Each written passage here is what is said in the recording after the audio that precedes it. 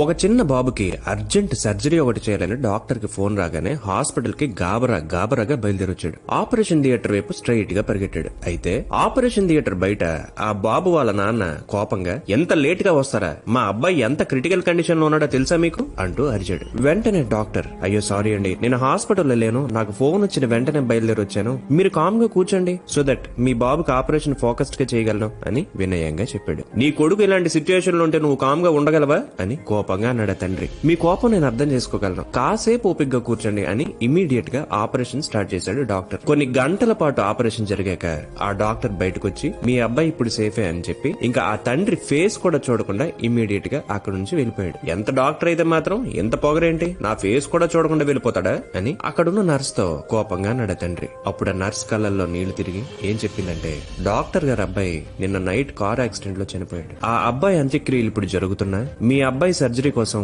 Immediate గా అంత్యక్రియల మధ్యలో వచ్చారు. అందుకే సర్జరీ అవ్వగానే ఇంకెవరితో మాట్లాడకుండా గాబరాగా వెళ్ళిపోయారు అని.